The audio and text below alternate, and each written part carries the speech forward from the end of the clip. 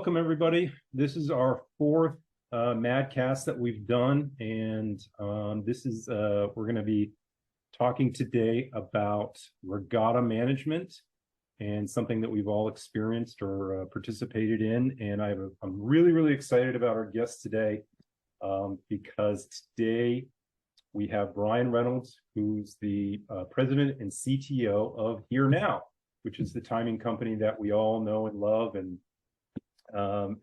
I just like to say, Brian, welcome.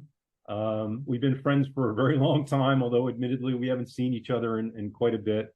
It's great to see you again, and I'm really excited that you're here and able to talk about HereNow, and we can talk about regatta management, regatta operations, and you can share some of your insight. But the first question I have for you, if you know, people that don't know you, maybe talk a little bit about your background in rowing, your history, give some people some perspective from where you're coming from. Sure. So yeah, it's good to see you too. Ever since we climbed into that first 8 and went out and started beating boats on the Charles River. It's CRI, right? And I always like to tell people that CRI, that was, and our coach was Tom Bohr, of all people. And that was just a great community to be a part of, right? Yeah. That's we were punching above our weight there. That was good. So I started so when I was in high school, right, I came from a little town, Medway in Massachusetts, and no one knew what rowing was about. I was a soccer player all while I was growing up, but I went to college and I was trying to figure out what I was going to do with myself after I got to college. And I was in the registration line. And it was back when most of the guys were walk-ons, right, back in the 90s. Right. And so they just came up to me in the registration line. They were like, "Hey, you look like you could be a rower. Why don't you come down and try out?" And what college was this? Where'd you go? Where'd you do your undergrad? Oh, sorry. Yeah. That was at Cornell University. Cornell. Great. Awesome. Yeah. So yeah, there were like 100 of us that started going down there and figuring out what it was all about. And by Christmas time, it had whittled itself down to a couple 8s worth of guys on the freshman team. And I loved it. They talked about being in the best shape of your life and having won more championships than national championships than any other sport at the university. And it's like, oh, this sounds like it's for me. So I got into it and loved it. And that was kind of the start of a whole new era for me.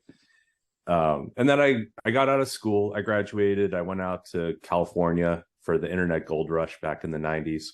And I rowed singles out of Stanford Boat Club.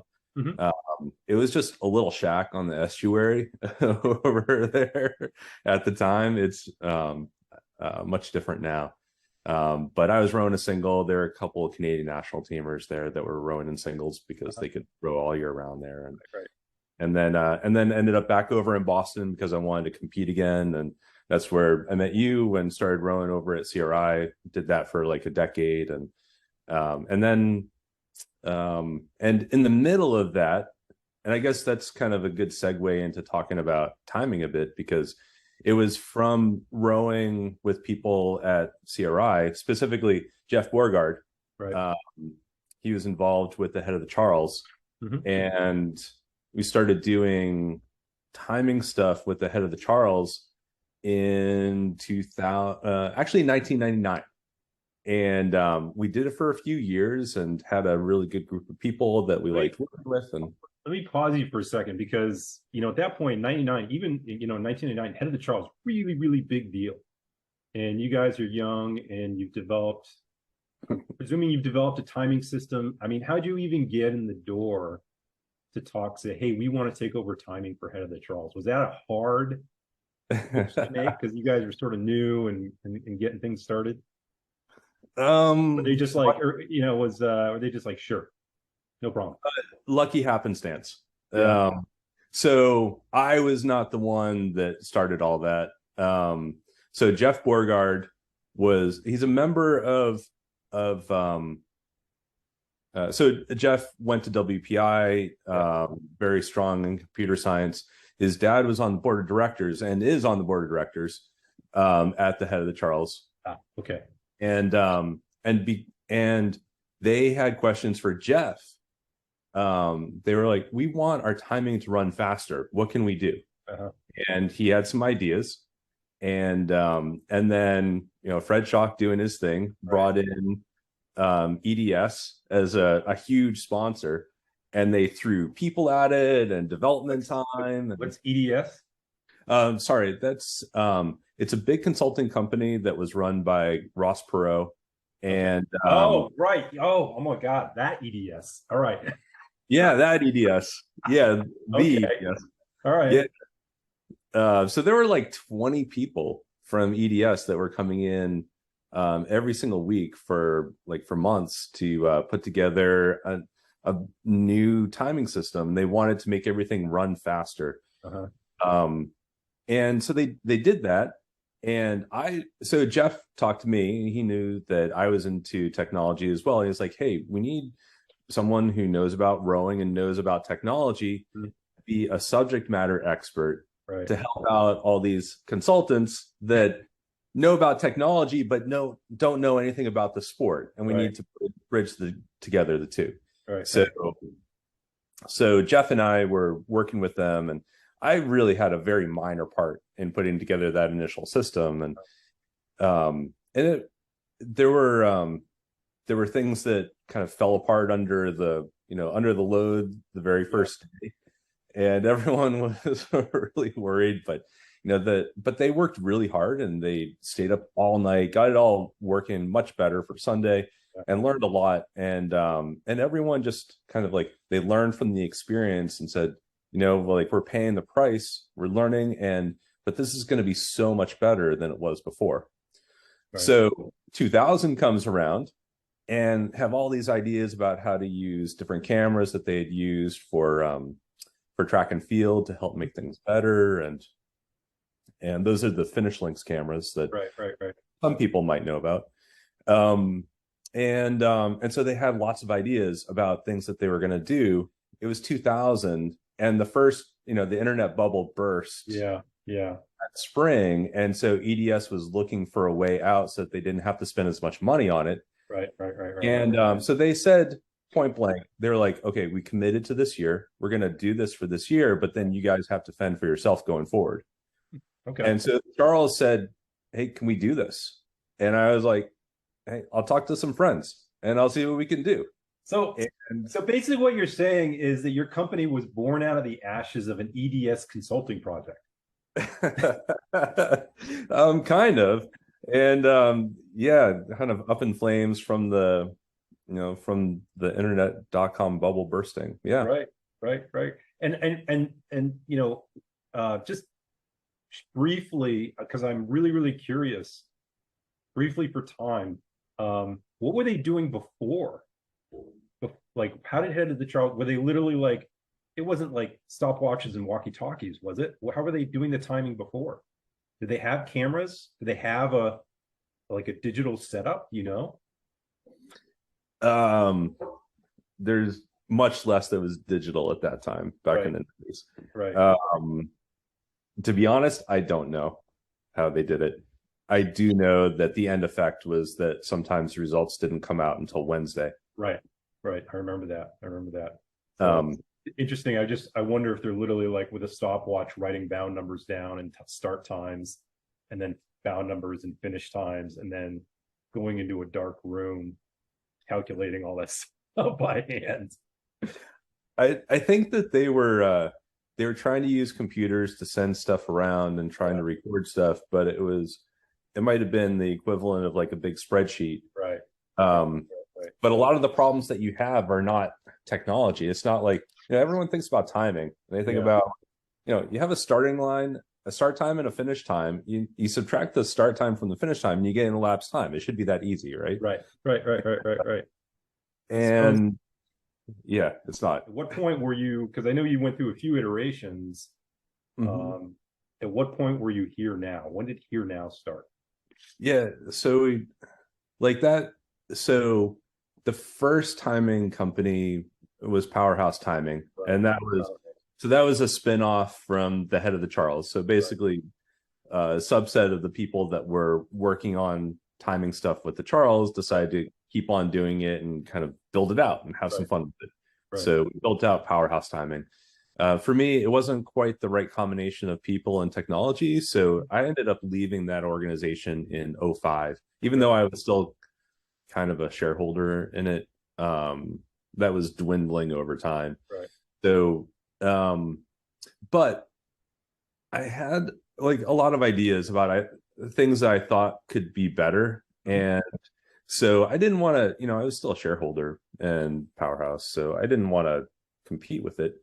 But I wanted to see Powerhouse do well. Yeah. But I did have a bunch of ideas for things that could be done for sports.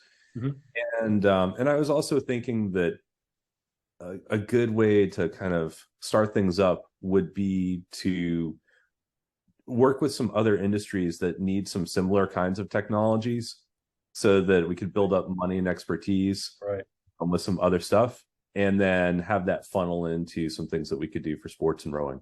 So what year would you say you started, like, okay, this is HereNow? What year was that? Are we talking? That was 2008.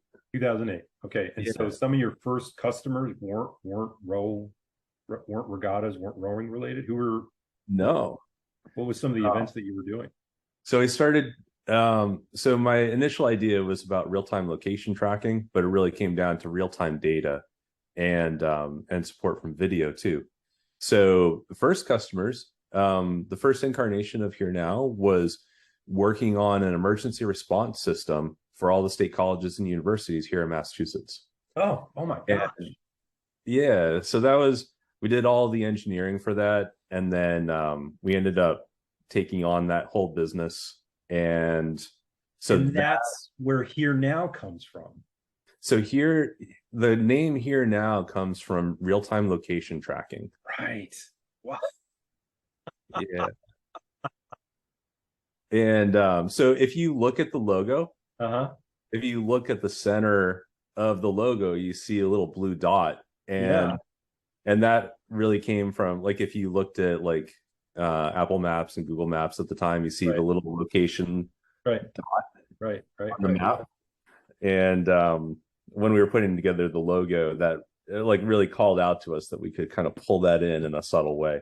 That's crazy, because I always associate HereNow with, like, I don't know, something about the finishing and like you're finishing HereNow or something like that. But to think that it was more of your original idea, the original iteration of this was actually a location tracking technology. Yeah.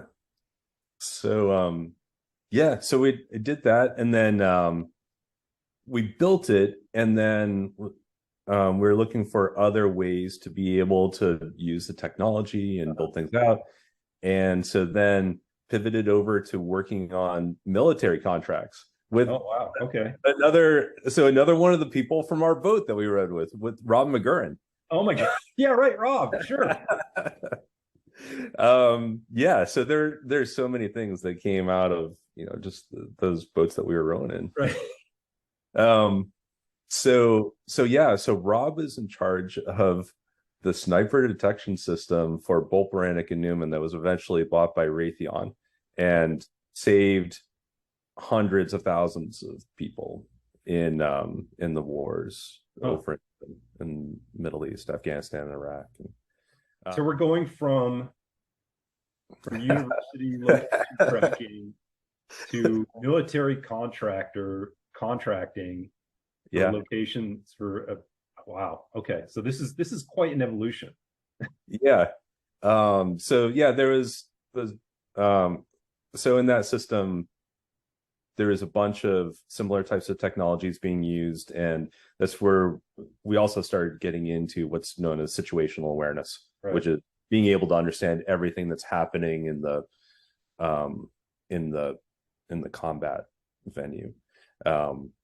And so, but like in the meantime, like as we were going through all this stuff, I had in the back of my head, I was like, there's a lot of cool ways that we could use this kind of technology for sports and Right. boats you know, I was still a rower and Right. rowing over at CRI. So Rob and I, like, we put together a basic timing thing and hooked it up to the Google Cloud, and used the initial iPhone Xcode development kit to put together an initial application.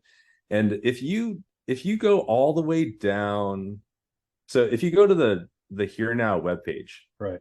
you go all the way down to the bottom, you see two regattas from CRI, the CRI Headless Holiday Regatta for Halloween. Okay. For the first two events that we did. So yeah, CRI Headless Holiday Regatta. So this says 09. Oh, no. But there was actually another one before that. And I mentioned that we used some different technologies in the beginning, but the same back end that's used for all of our races right now was the back end that we started using back in 09. We use a cloud-based system for managing all of our data and everything. And so that's why 09 is the very first race there. But 08 was actually the very first year that we did it. And so the idea there was start using mobile technologies to be able to capture times and have the times come up as quickly as possible on a screen. And we wanted to make it faster. And so there, like, that really started to bring in two key sets of technologies that were not available 5 years before that. And so mobile technologies, Right. the iPhone, Right. and Android, and cloud computing. Right. Those were all new since we had started Powerhouse. And so like, it was a better set of technologies to get involved in. So that allowed us to do different things. So at what point you say, okay, you know, we have this kind of cool, we've got this business, you know, we've got the military contract that's going well, it's successful. But you've got this sort of side idea with, at the time, a side idea with the regatta timing, with race timing. You put it into use a couple times. The concept proves viable. You have the technology. What point you're like, hey, you know what? Let's put more attention on this. Let's market it. Are you just going to local regattas? Presumably, you're still doing Head of the Charles. How are you getting yourself out there? Because I mean, this is what, 12 years later, and I think HereNow is pretty close to the de facto standard for regatta timing right now, right? I mean, you guys are pretty ubiquitous. So like, how do are you just going to all the different regattas? Are you going to the NCAA? I don't know. Do you do the NCAA? I don't know. But I mean, No. how are you getting yourselves out there now?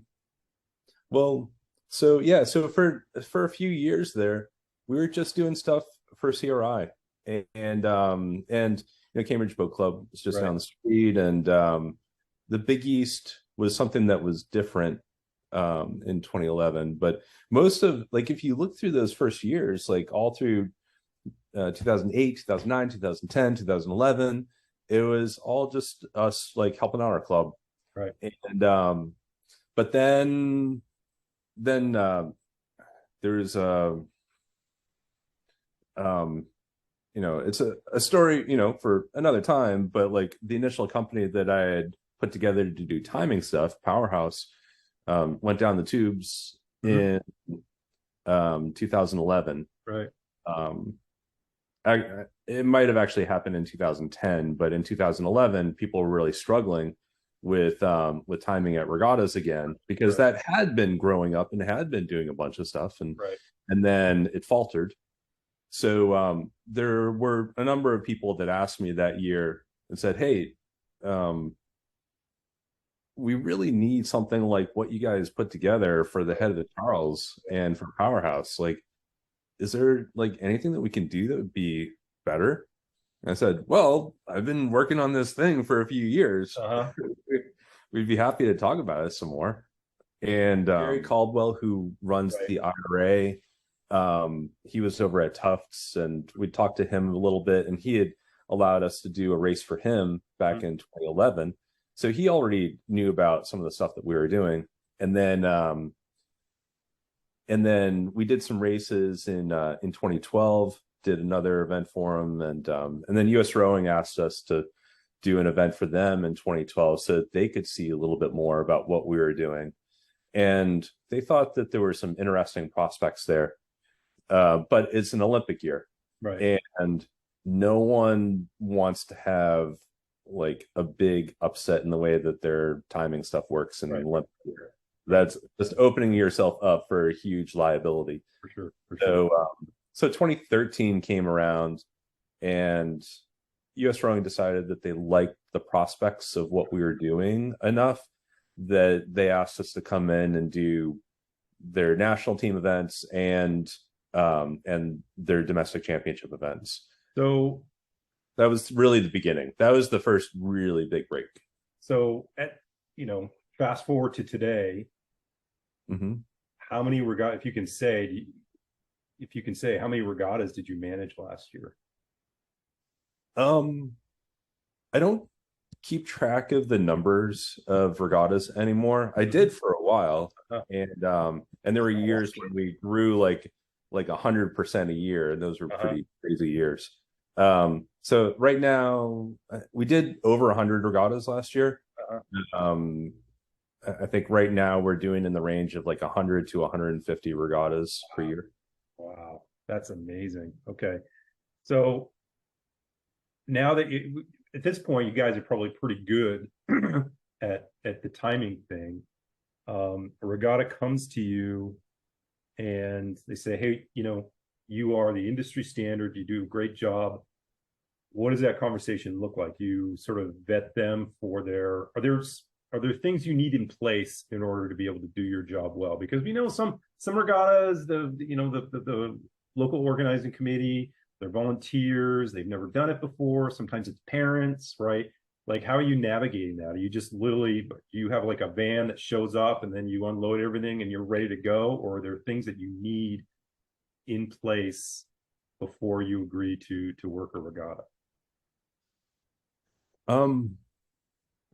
So we start off by talking to a regatta and find out where they're at and what's important for them. How many entries? Is it a junior regatta, a collegiate regatta, master's regatta? What's kind of, and there are different requirements that are necessary for different kinds of things. So we're looking for, like, is this an event where we need to do camera timing? We also do timing with a mobile application, which is like think of it like a connected stopwatch, but it's automatically synchronized and very fast. Removes transcription errors, so it's much better than just using a stopwatch. But we have a couple different ways of doing timing, and different regattas would require or necessitate like one or another. And some of that is from a requirement for, like, what they need to be able to have for what they need. Like, if there's a collegiate event that has NCAA seating implications, then they always have a camera. We won't do it otherwise. For a national team event, or a national championship event, or a collegiate championship event, for all of those, we will always use cameras for all of them. And for some of them, like a national team selection event, we'll use multiple cameras so that we have backup and can ensure both speed and reliability. And same thing for anything that's like a national championship race, always two cameras. Are you advising on any level the management of the regatta? Are you sort of, if you get the sense that maybe they haven't done this before, or it's a new regatta, are you just saying, look, this is what we need in place and be able to do our jobs? Or are you sort of helping them with the management piece at all? Sure. So that's been an interesting evolution of what we've been doing. We really, like, we came in with a very focused job in the beginning of get the timing and the results to work better, Right. and have them be fast and reliable. And that was the requirement. And as we did that, we did that and got more and more successful at doing that one task, but also just like spent a lot of time going to events and learning how they run, and learning what lends itself well to running a bigger regatta, and where the key things are that need to change to run things better. And some of those things are things that you see on the regatta weekends, and we're kind of like in and out of an event like that. So most of the time when we work with an event, we talk with them ahead of time, put together a timeline for what when the registration data is coming in and when they have to have their heat sheets out. So we work with them on preparing that. We work with them on helping them how to understand how to train their volunteers and staff how to use our system. And then we do, it only takes a little bit of work for us now. It was a lot of work in the beginning, but only a little bit of time for us now to be able to take the registration data and get it set up for an event. And then at the event, we focus on, getting in cleanly, like from a travel perspective, get in the day before, take a look at the venue and the finish line, make sure that we understand what is there and what might be a problem, if there is any problem, and give them some feedback so they have some time to be able to make quick adjustments. And then during the regatta, get everything done and then get home. So it's very like kind of incisive, like drop in, get stuff done, and come out from the timing perspective right now. And I mean, and that's what we've been doing for a long time. And your question was broader than that, though, about like planning and regattas as a whole. Well, yeah, and else one thing that sort of popped in my head while you were talking is, they're using you for timing, and this is a very, very common partnership that we see. They're using you for timing, but they're using another vendor for regatta registration. So what's the connective tissue? And maybe that we're getting too deep in the weeds from a technology standpoint, but what's the connective tissue when you have, crews, athlete names in the registration system of another vendor, of another service provider, and then you've got to migrate that information over into your timing system? What is that? Is that all manual? Like, how are you getting that in? How are you getting that information into the system? No, it's actually pretty simple. They have, so depending on who we're working with, they have a file that we download the file and we upload it into our system, and that's it. And so we pull that in, and that gives us the list of events and the entries, and then we work with the regatta to bridge that together with their schedule. So we're working with the regatta to take the registration information and merge that together with the schedule to create the schedule and the heat sheets and the lane assignments. Okay. So that you mentioned earlier before our conversation, before we started, that you now have a new venture that you're looking at, and you want to talk about that a little bit? I think yeah, sure. And it's very related to what you were just asking about, and it's part of kind of the evolution of how things started. So as we started going to more and more events, we started getting more questions from regattas about how they could operate better outside of the finish line. And we started getting more questions about the venue, and like sometimes about marketing, but like the venue and traffic patterns and the way that the organizations worked, and just a lot of different things. So it was interesting. I remember when I first started to see it, it was like 2018, 2019. I mentioned it to people, and like some of the people in our organization that I was getting more and more questions like that. And so as time has gone on, we decided to actually break up HereNow a bit. And so HereNow is still the technology platform that is used to be able to manage events. And now we're adding streaming video into it, so that you can take streaming video and have that associated with your results and your event, and everything can be very fast and integrated. So you'll see more of that. That's all drone technology. It's a combination. So drones give you a lot. Right. There's a lot more to it than just the drones. You need connectivity to different kinds of cameras. Right. So some cameras on tripods on shore, but also cameras that can be on boats. At the 500, at every 500, and then following the race on boats. And you really need like a television control booth to manage all that, right? Yep. Yeah. So sometime when you're over here in Boston, I can show you what we're doing there. And there'll be I don't want to have any spoilers here, but there'll be a lot more that's coming on the video front from us. And now what you're talking about is a new venture that's going to be separate from here. So HereNow is the technology side, the timing. Yeah. This new venture will be Regatta Management. So the first thing that we split off from HereNow was the people organization. So the group of people that are traveling all around the country to work with regattas, and it's focused on events for right now, but I think there'll be some things outside of events that we get into, but it's really focused on people and processes and like how you work with different people to get things done efficiently. And so there are about 45 of us right now. So Rowing Mavens is the new organization. Rowing Mavens. Okay. Rowing publicly announced this. Rowing Mavens has been an organization for a while? Or are we literally hearing this for the first time?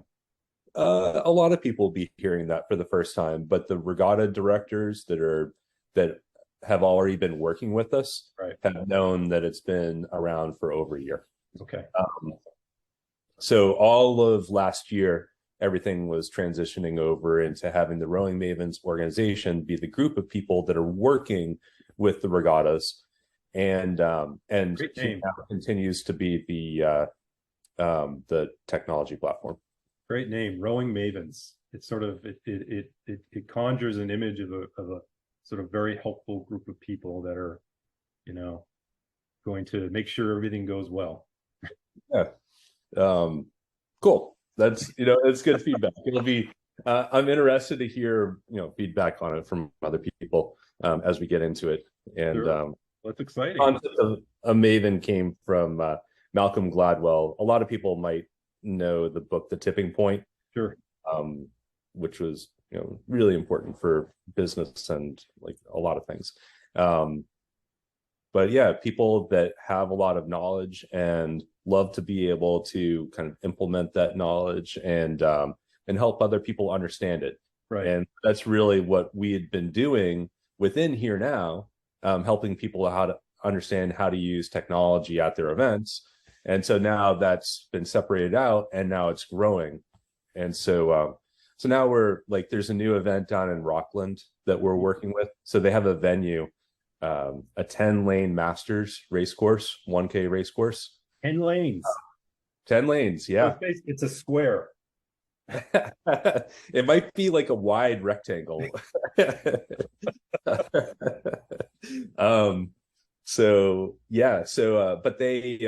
they did it right. They had so in the sport, there are people that put together the big race courses, like actually lay out the lanes and like, setting up the GPS coordinates for how everything is laid out, so that you can make sure that it's actually a rectangle and it's exactly a certain number of meters and everything.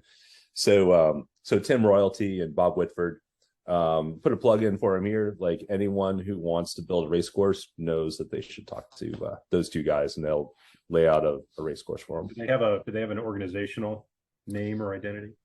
I You don't guys- know. Everyone just knows them by name. It's really just those two guys. All right. But like, Sarasota, Natoma, Mercer, like everyone. I mean, I can't even. Yeah. It's everyone. Everyone who has a race course uses them to lay out their race courses. Well, I think that's important information, because I don't know how many instances I've been in a situation, I'm having a conversation with a regatta organizer or a club, and they're like, we want to get a buoyed course. Where do we start? Who do we talk to? And it's, because rowing's such a small community, and all the right people to talk to, but it's not, even in today's internet age, it's not readily accessible. If you do a search, a Google search on, and maybe this is something you should work on, is you do a search on rowing race course prep. Yeah. You really, really have to know people more than just simply, and there's new people getting involved in the sport every day, trying to organize and manage things. So it's really, really great that you guys are out there doing this. Well, that's good feedback. We'll actually, like, as we build out the regatta management side of Rowing Mavens, we'll put more information in there about partners and vendors that we think are important to work with. Yeah. So we'll put that in there. So I have before we move on to some of the more existential questions about rowing and rowing community, I have one, and this is something that I'm maybe you're tired of answering this question. So timing, and this is the thing that I always hear, right? You have super accurate cameras at the finish line, okay, that are recording the results, the difference, the margins to what's the minimum margin you report, like a millionth of a second? So a thousandth of a second. A thousandth of a second. Yeah, to put that in perspective, if you take a bow ball right on the front of a boat and think of that as an egg, okay, that you are slicing up, right, to put into a salad, those slicers that can turn egg into like little circles, right? If you break that egg up into 10 slices, each one of those slices is a millisecond. Okay. All right. But at the start line, we have some very nice, well-intentioned people eyeballing it. Yeah, looks pretty good. How do you reconcile the accuracy at the finish versus the potential for human error at the start? I think that is one of the most important positions for the referees, and they put a lot of effort into getting good people. So that's called the aligner, right? From a refereeing perspective. Right. So they so as an aligner, they use special scopes so that they can see everything across. They use what's called a silent alignment system, so that they can talk to all the people in the stake boat, tell them to move it up or back, whatever, to be able to align everything. Right. And they do a very good job of being able to align things. If the weather is weather is bad and it's windy, then the boats are going to move around more. And it actually, I think there it has more to do with the skill of the coxswain, to be able to keep the boat pointed rather than the skill of the aligners. Right. The aligners play a part, but at some point it's more about like they're not going to be able to do too much more to be able to get everything aligned.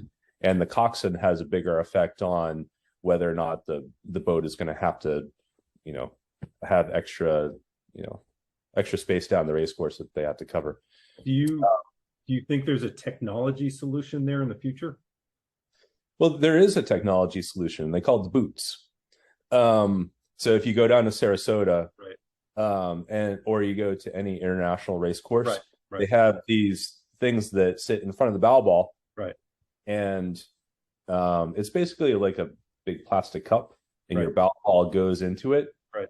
And so that is right on the starting line. Everything is aligned by having the bow balls in the boots, and your bow balls right up against it. So it's exactly on line.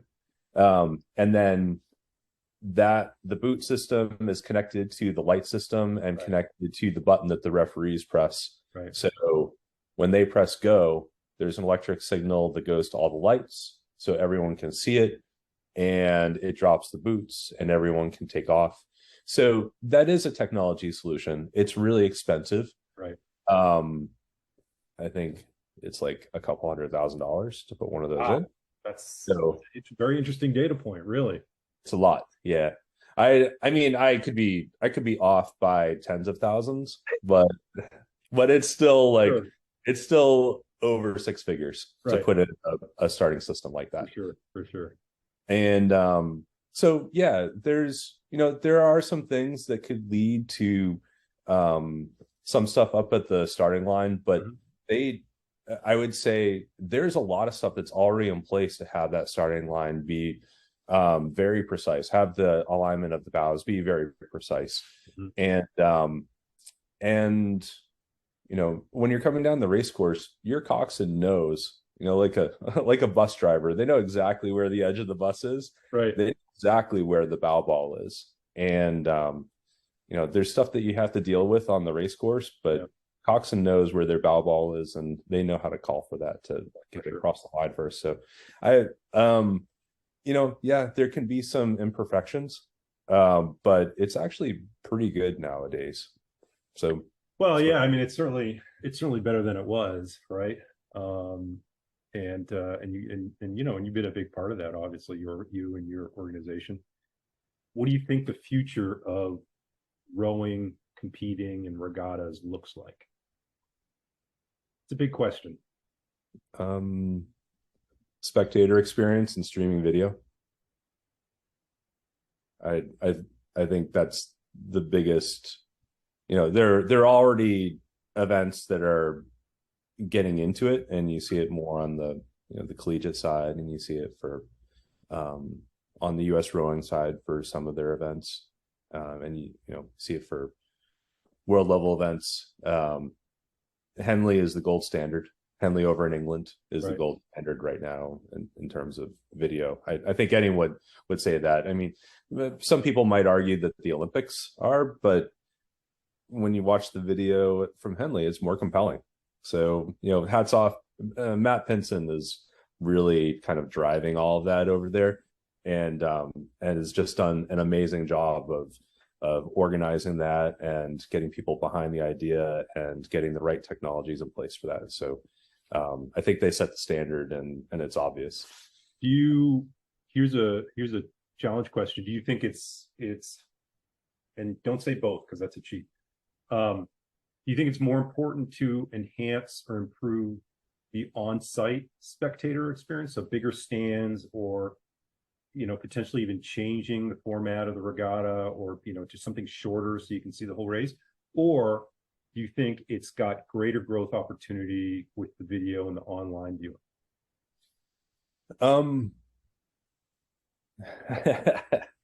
I will cheat and say both, but maybe in a different way than what you're thinking.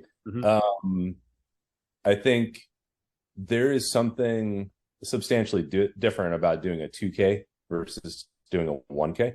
Right. And like from a rowing perspective, being a part of the sport and the way that you have to dig into your soul in order to race a 2K. Right. Not doing 2K changes what it means for the people doing the sport. As a spectator experience, like if you could see more of it, then that's, if you made a really short race course, then that's a way to be able to see more. And you can do that. Right. But it is substantially different. But I think, and this is where we get to why I was saying, I think the answer is both, but in a different way. If you use streaming video at the venue so that you can see all the way down the race course and follow all the way along, then it allows you like understand classic or something like that, right? Yeah, Yeah. So have, have the Jumbotron or have even smaller screens. It doesn't have to be a huge screen, but just have a way for people to be able to watch the event from start to finish so that they can see everything that's happening. And they're not just watching that small part of the race that's, right in front of them. Right. Right. I think that changes the sport, and it changes the on-site experience as well as giving you the online experience for people to be able to see from anywhere. So that's one of the reasons why I think, like, whether it's on-site or online, like, everything is going to change as the streaming video experience improves. Yeah. That's why I think that's the most important thing. So this is sort of a little bit of a broadside question now. And you may not necessarily want to go on record as having an opinion about this. LA 2028 is moving to Long Beach. They've said that's going to be 1,500 meters because of the old race course.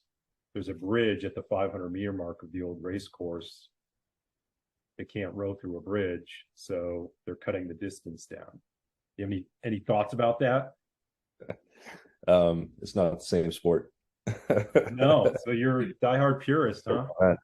I mean, you're going to be able to have an event there. You're going to be able to have races. But it's, and I guess in swimming, you have different lengths of events. You have 50, you have 100, you have 200, 800. It goes up and up and up. So you do have a lot of different events that are based on the distance. Right. And so maybe that's, maybe that ends up being more of where things go. Maybe rather than having so many different boat sizes, you have different race lengths. Or I'll jump in and I'll go out on a limb, and I think that the answer and there's the lightweight rowing controversy, right? Is in particular, they did away with it at the junior level, which I think is, and they got the age tiers, which I think was a great move. Fully in support of that. Maybe the answer to, instead of lightweight rowing, ostensibly, which is in place to give quote unquote smaller athletes, a level of competition, that difference is made up by shorter distances. So, for example, a smaller athlete isn't so disadvantaged over a shorter distance, right? And potentially, just like you said in swimming, instead of there being just the 2K, and I know you're the 2K guy, right? Instead of just the 2K, there's actually 4 events, right? There's a 500, 1,000, a 1,500, and a 2K. Yeah, yeah, it could be. And I think that there's something special about a 2K for me. But I also think that there are lots of, there have been lots of good races that are fun to participate in and fun to watch. Right. Are different distances. Right. So,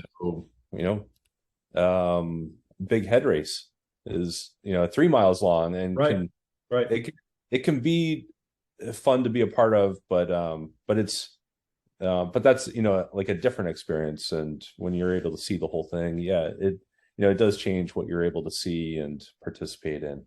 So I think it is healthy for the sport to experiment with different race course lengths. And I don't think 1,500 meters is substantially different from 2,000 in the realm of, like, being able to see the whole thing, because you still can't see the whole thing. Right. It's substantially, like, 1,500 is different from 2,000 in the way that it feels and the way that you row it, and it's going to be different for who does well in it. It's going to change, like, which athletes are good at it. Yeah, and I think it's going to be more anaerobic. And I think that's something that I think a lot of people don't sort of, as as experienced athletes. We've been in the sport for a long time. Myself as a coach, 2,000 meters versus 1,500 at the elite level is almost a completely different kind of athlete. And I don't think you're going to see this huge turnover of the athlete ranks at the international level, but the training is certainly going to change. And people that maybe necessarily weren't as competitive are going to suddenly find themselves in contention. And I sort of wonder, once we get past, we're getting way off topic, but well, it's a little bit related, I guess. Once you're gonna edit this, you can edit it out. Yeah, sure. I don't know. I think it's interesting. It's interesting, but after 2024, it's going to be fascinating to see how the training changes for that Olympic cycle, and then God forbid, they change their minds and say, Long Beach isn't going to work. We're going back to Lake Paris. We figured it out, and now it's 2,000 meters again, right? Yeah, I don't think there has to be some point of no return on that decision. I'm not sure exactly what it'll be, but like your training cycles are going to change for that. Your selection events are going to change for that. Right. Like if you do selection up to a year in advance to get ready for it, like the athletes that you select for one are going to be different from the other. Yeah, it's going to be selection. It's an interesting time for the sport. Looking ahead to that 2028. I'll tell you, I haven't looked in a couple of weeks, but when I looked at the LA 2028 website, they still had Lake Paris as the venue for rowing. Interesting. And so they haven't changed that yet, but it seems like everybody, the IOC and FISA, they're all in agreement that the course will be at Long Beach. So here's a penultimate question. Do you have aspirations for the organization beyond regatta timing domestically in the United States? Do you anticipate or plan or consider doing timing in other countries? Do you do regattas in Canada? Have you touched that yet? Or you have any aspirations beyond that? We've done a little bit up in Canada. We were just getting started with it, and then COVID hit. Right. And Canada was locked down much harder than the US during COVID. So we didn't do anything up in Canada for 2021 and 2022. So we'll see if some of that happens again this year. We've done a little bit more over in Europe. We had one of our people was stuck over in Europe during COVID, and so took advantage of that to do some races up in Latvia and Lithuania. I guess I would say I wouldn't say that. I mean, there's been so much growth just where we've been at. Like we've had years where we've doubled in size year over year, not just for 1 year, but like multiple years in a row. Yeah. And trying to keep up with that growth is challenging. So do I feel like we have to like go after like a lot more growth? No. just more but actually I would say that we're going to grow in a different way. I mentioned streaming video, and I think that doing more work to expand what we're doing at existing events. Because really what we wanted to do is change the spectator experience. It wasn't really so much about timing initially as it was changing the spectator experience. And so I think there's a lot to do there, and it's going to take a lot of energy, a lot of time, a lot of money, a lot of people to be able to do that. So for right now, I would rather not like try to expand globally and do more of the same thing everywhere else. And but yet, I mean, if you talk to Gary Caldwell and like other people at that time, like I was actively developing the way to do real-time location tracking and video very early on. And then we only had so much time and energy, and it took a lot of time and energy to get it working right. But what we saw for timing was that it still took like 5 to 10 minutes to get results out at events when we started. And we couldn't be the timing company that was going to do like real-time location tracking, real-time video, and then have timing that took like 10 minutes to get out, right?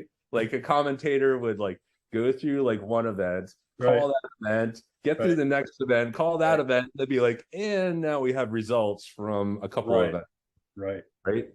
Like that isn't gonna work. And I gotta, and I gotta give you props, for the sake of everybody. And I'm sure you've heard this already. Like the system's amazing. That the fact that I was at nationals this past youth nationals this past early summer, and it's great that you can sit there on your phone and just watch the times pop up as they cross the line. And now we're spoiled because every once in a while, if something happens, there's a little challenge, there's a little delay, and you're like, what's going on? You know, and we completely take it for granted now, which is exactly what you want because now you're doing a great job. It was, yeah. And I'll tell you, like, there's a little more. So we saw that we needed to change the way that regatta operations were happening in order to have the speed of the timing data that we needed. And so, like, when you were watching those times come up on your phone on the results page, you were probably also looking at the Jumbotron and like watching the results come up in the video. Yeah. Like it's also something that we built. We built a real-time graphics overlay that goes on top of a video so that we could have the real-time results be embedded in the video streams. Yeah. That's something that we created as well. And we couldn't do that until we had the speed of the timing. Right. And I'll tell you another story, which is it's fun to tell and be, good for the podcast here. Sure. So the first year that we were doing the timing work, we got everything from 5 minutes down to like 1 minute to get the results out, but it was still taking time to get the results out. And I love that's your KPI, right? Is like, we got to keep shrinking that, that result timing down.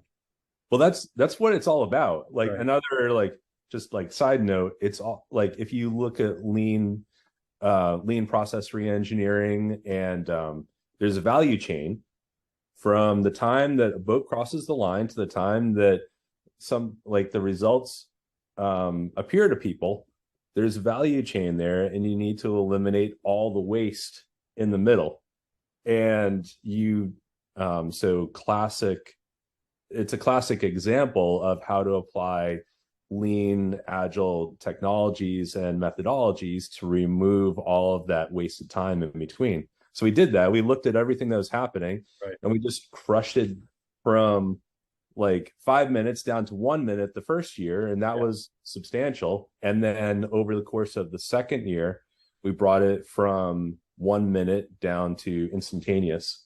And instantaneous, I say that really within a few seconds, because it still takes a little bit of time to do the work to get that out. But we had eliminated all the wasted time. And so 2013, 2014, we're doing lots and lots of work. 2015 comes around, and we're at Youth Nationals. And it was at Sarasota, and we're at the tent at the finish line. And we had finished implementing, we had to use some real-time technologies, but also like build this like massive caching infrastructure in order to be able to get everything out fast enough for something like Youth Nationals. Youth Nationals, we have 250,000 people come to our website for results over the weekend. And so when you have that many people actively on your website looking for real-time data, it's just a different kind of load than a lot of people. It was, so at the time, that event had more people coming to it than all of the other events that we had in the springtime leading up to it. Wow. So it was a huge change, but everything was operating smoothly, and we like looking at the server load and everything was good. And the results that we were getting, we use iPads to be able to see the times come up at the finish line so that we can make sure that everything looks good as things are going out. Everything is going well, no issues, we didn't have any times that we had to like pull back or change, nothing got revised. And so I was like, we're here, we've got it. Like the time, like everything is now real time. And so I'm at the finish line, and so Aaron and Katie are there with me at the finish line helping to run things. And I'm like, Aaron, for this next race, so it's the boys 8, the men's 8, men's junior 8. They're coming down the race course. I was like, Aaron, make the results unofficial before they get to the finish line, so that as they're hitting the finish line, the results will just appear to the rest of the world as fast as they do on our own internal iPads that we're using for all the quality control. And just let them go up, because everything's been right. So let's get them up there for everyone to be able to see. Wow. And so the race is coming down, and it's a really, really close race. They're coming down, they come past the beach, and there are 2 8s that are vying for first place. Right. And it's photo finish for first place. And then there's, it's a 6-boat race. So there's a bunch of people that are in the race. Right. So the boats, first place and second place, go through the finish line, and the rest of the race is still racing, but those first 2 come through. Right. And I see the times come up, and I'm looking at the results page, and it comes up, in my hand. But I look from there, and I'm looking at the crowd, and I see a woman start jumping up and down with the phone in her hand, showing the people around her, wow, we won. It's right here. Wow. And I knew that was a special moment, because at that moment, we were a part of the excitement that happens at that moment when the finish is happening. Yeah. And we were enabling. In the past, people might have to hold back in disbelief. Right. They have to hold back their emotions, and there's doubt and all these other negative things that you're thinking. But then we made it real time. And so people knew exactly as it was happening. And so you eliminate all of that negative thought, and you could just be in the moment, really enjoying everything that's happening. And we enabled just a different way of thinking at that moment in time. And so it was really cool. You really that's a really, really neat perspective. And it hadn't really occurred to me, but there's, how many regattas or races have you watched or participated in, and it's down to the bow ball, and you have no idea, and you got to sit and you got to wait, and there's that tension. Right. And sometimes you had to go to the results board and find out. I remember there used to be people cheering at the results board, and then there's people hanging their heads. And instead you took that moment and you put it real time on the beach at the finish line for the crews, for the athletes and their supporters. And they're instantly, it's like any other sport, you can see who wins, who loses, right? Almost instantaneously. And you can have that celebration in that moment of disappointment, right? But for rowing for so long, you had to wait. You had to wait, sometimes days. I hate waiting. I hate waiting, and I don't want anyone else to wait either. Right. It's incredible. It's incredible. And and one other thing that I want to sort of step back to before we're getting sort of close to being out of time here, but one other thing that you talked about, and this is something that I talk about too with my club clients, is when we're talking about expanding internationally and experiencing growth, and you said something that you look at growth as improving the experience, right? Improving the ultimately the spectator experience, but ultimately the rowing experience, right? For everybody that's enjoying the community, either as an athlete or as a spectator. And that's the thing that I talk about with my clients as well is, you can have club growth, we want to get more members, but I think the thing that gets so often overlooked in our community is improving the experience, right?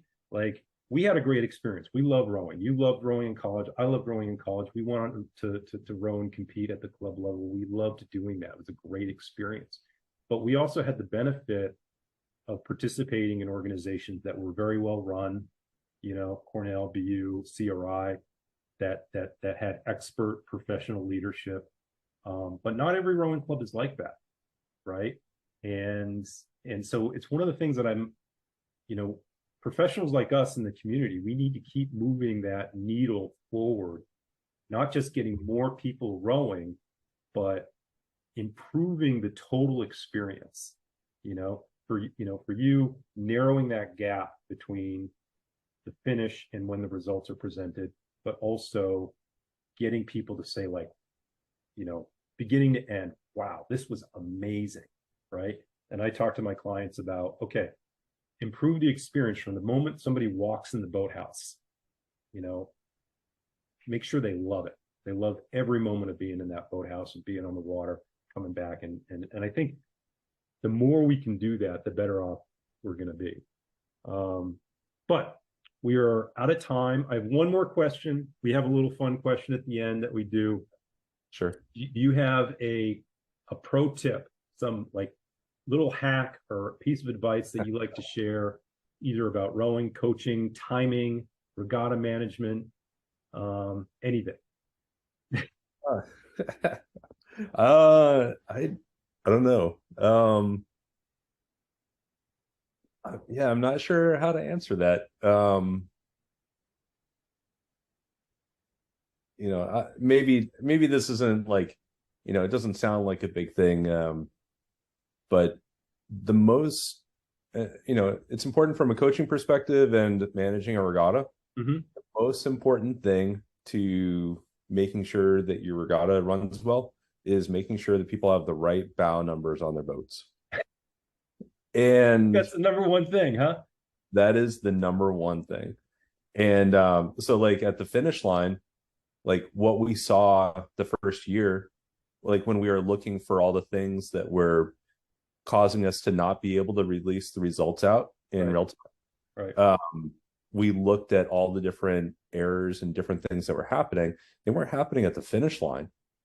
They were happening at other places, kind of up the race course, whether at the starting line or at control commission or weigh-ins. And that's why we built the whole iPad mobile management system for managing regattas. Right. Yeah, I hadn't really talked about that today, but yeah, like making sure that people have the right bow numbers. So like coaches, like put the right bow numbers on your boats. You've got all the heat sheets and everything readily available, and they're usually right when you're looking at them at our regattas. So look at those and make sure that people have the right bow numbers. And then at the docks, don't let people out on the water unless they have the right bow number. That one thing, it's amazing how that fixes everything down the line. And if you don't, then it causes chaos. So anyway, that's kind of like a very like timing and like kind of like esoteric rowing thing, like rowing operations thing. And it's not like a big, like, fluffy thing, but it does end up being like the number one thing that makes your regattas row better. So here's a follow-up question to that. How, because sometimes, you go to a regatta and people have their own bow numbers, and there's the tape bow number, there's the black electrical tape bow number. Does people having different styles of bow numbers, does that make a difference? Or as long as it's just simply that the number needs to be seen clearly? It needs to be seen clearly. Uh-huh. Those Hudson shark fins are terrible. They it's really hard to see with the curved edges and everything. It makes it hard to see the numbers. All right. But take note, Hudson. Yeah. But they look cool, right, but it makes it hard to see the numbers. Yeah, yeah, if it's clear, like don't turn it like sideways, and right. There are different things that we see. That's a great tip. Okay, make sure you get your bound numbers in place, everybody. Be nice if maybe that's another little is just the actual manufacturing of like standardized bound numbers, right? HereNow branded bound numbers. Yeah, well, I actually just pass everyone off to Regatta Print. So there's there are a couple of people that started up Regatta Print. They started out as referees, and their business has grown and grown and grown. So now they just concentrate on doing that. But yeah, they make the best bound numbers, and they say I'm their best salesman because I tell people go there for all the bound numbers. All right, there you go. All right. Well, we're out of time. Brian, thank you so much for sharing. This is a really terrific conversation, and learned a lot about things I didn't know before about regatta management and timing. Is it okay to well, I'll put the HereNow website. And does Rowing Mavens have a website on the Yep. I'll put that in the show notes as well. Yeah, thanks so much. Great to have you. Great to see you again. And don't go anywhere. Hey, you're welcome.